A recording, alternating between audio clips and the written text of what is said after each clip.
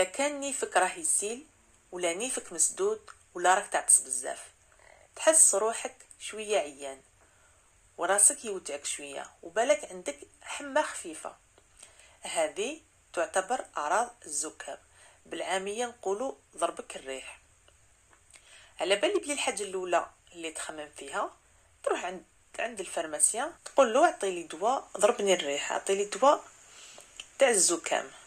الحاجه اللي ما على بالكش بها باللي انه هذه الادويه تحتوي على مكون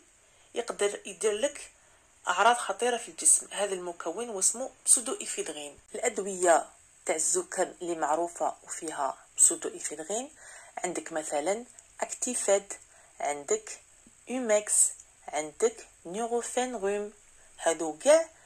ادويه ضد الزكام اونتي روم اللي عندها بسودو إفيدغين. واحد اللي يروح يشرب هذه الادويه يشريهم وحده بلا ما يفزع الطبيب، دير في بالك باللي هذه الادويه بما انها تحتوي على البسودو إفيدغين تقدر تكون السبب في خطر على الحياه تاعك، حيث انها تقدر تؤدي الى ارتفاع ضغط الدم، تطلع لك لا طونسيون، تقدر دير مشاكل في القلب، تقدر دير لك جلطه دماغيه انافيسي لا قدر الله، تقدر دير ازمه قلبيه، وتقدر دير لك كعرض جانبي صداع قوي، تقدر تدوخك، تقدر تحس بتشوش في الرؤيه، تحس روحك مقلق، يطر لك نعاس في الليل وتحس قلبك يخبط بزاف. باش تحميو روحتيكم وما تشربوش هذه الادويه انا ننصحكم باش تروحوا للحلول الطبيعيه. ديروا في بالكم بلي هذه الادويه ما راهيش رايحه تداويكم، الهدف من هذه الادويه زعما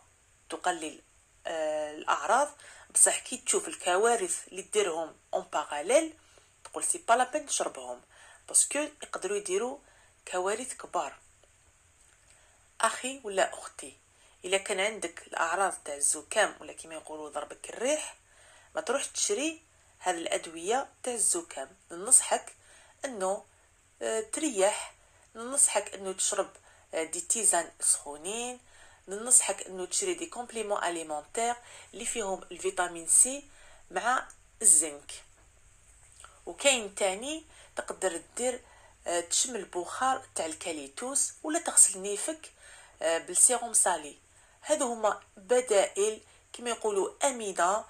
وكما لو غوم ما يطولش باش يروح، بين 3 ايام 5 ايام يروح، الوغ سي با لا بين تروح تشري دواء تاع